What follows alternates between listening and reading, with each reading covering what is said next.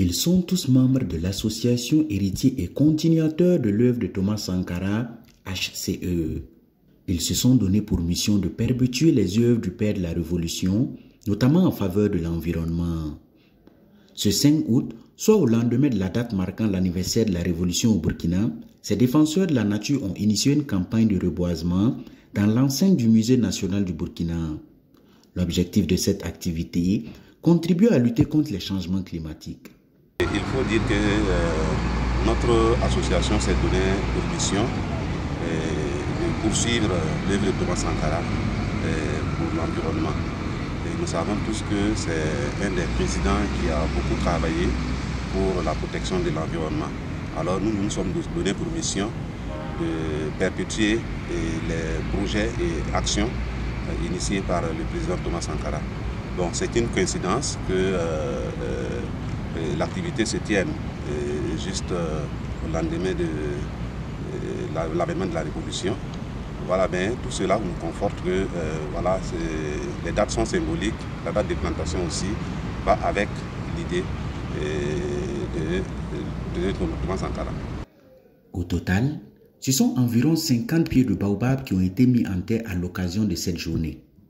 Selon les explications du coordinateur national de l'HCE, la plantation de cet arbre sacré qu'est le baobab est une façon pour l'association de valoriser les espèces locales.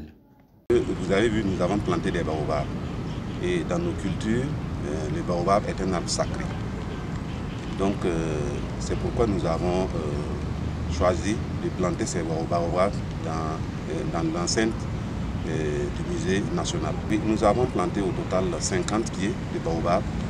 Voilà, et nous envisageons en tout cas multiplier ces actions au sein du musée pour que les espèces locales soient aussi valorisées au sein du musée national.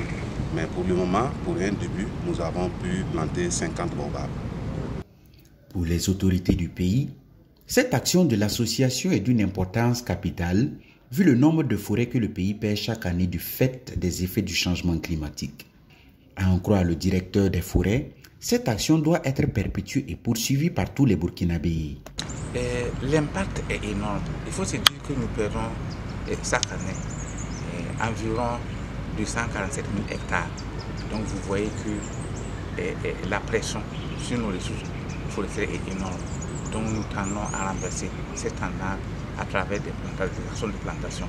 Donc l'œuvre qu'ils ont eu à faire ce matin, ça rentre dans ce cadre-là, c'est-à-dire renverser la tendance de la dégradation. L'association nous a approché pour demander notre soutien en termes de plan et d'accompagnement. Nous n'avons pas hésité parce qu'ils font œuvre utile.